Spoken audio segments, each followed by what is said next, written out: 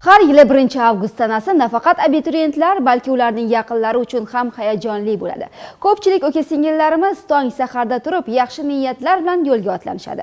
Ba'zilar esa ma'lum sabablarga ko'ra hattoki davlat imtihoniga ham kech qolishdi. Muxbirimiz Nilufar Farhodovaning aytishicha, bu jarayonni kuzatish u uchun juda qiziqarli kechdi. Shaxsni tasdiqlovchi hujjat hamda DTM varaqasi. Bugun shahrimizdagi aksariyat insonlarning qo'lida ertalabdan xuddi shularni ko'rish mumkin. Chindan ham 1-avgust abituriyentlar uchun muhim sana. Biroq biz odatga ko'ra bugun test sinovlari bilan emas, balki ungacha bo'lgan jarayonlar bilan qiziqdik.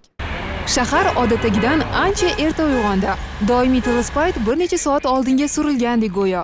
Mas'uliyatli abituriyentlar soat 6 dayoq o'zlari kirishni istagan oliygoh oldida bo'lishdi.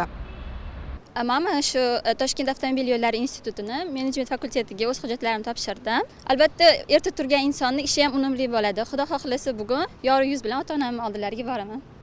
Nazorat kuchli bo'ldi. Mas'ul xodimlar belgilangan vazifani astoydil ado etishdi. Hattoki ular ba'zi abituriyentlarni o'zlarini chalg'ituvchi kichik sinovlardan ham o'tkazishdi. O'zingizsan o'zi? Qani? Kuzatuvni jamoat transportida davom ettirdik. Avtobuslarning asosiy yo'lovchilari tabiiyki abituriyentlar. Qaysi o'qishga hujjatlaringizni topshirdingiz? Agrar institutga. Bugun ertalab soat nechida turdingiz? 5:30 da. Nechinchi marta topshirdingiz? Ikkinchi yil. Imtihon nechida boshlanishi kerak? Imtihon 7 da boshlanadi deyishdi.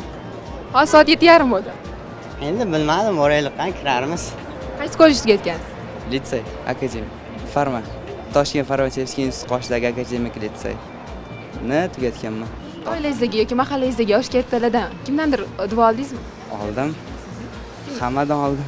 Toshkent tibbiyot akademiyasiga topshirganman.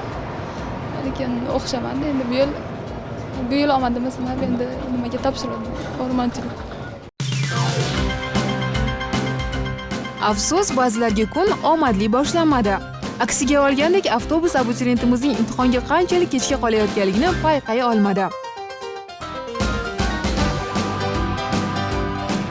Bular esa chinakam kechikuvchilar. To'g'ri, ularning ham bu borada arzigulik sabablari bo'lishi mumkin. Ana shunday vajni tinglash maqsadida ularga yuzlanganimizda 2 daqiqalarni ayashdi.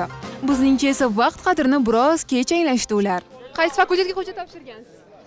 Mexanizatsiyaga. Kech qo'yganingizni bilasizmi? Bilaman. Mana deyarli 3 soatdan ortiq davom etgan lavhamizning tasvirga olish jarayonlari nihoyalandi. Abituriyentlarning barchasi o'qishga, imtihon topshirishga kirib bo'lishdi. Biz esa aynan shu vaqtgacha tasvirga olishga ulgurgan ba'zi bir jarayonlarnigina siz bilan ulashdik xolos. Nilufar Farhodova, Shuhrat Fayozov, O'zbekiston onlayn informatsion dasturi uchun.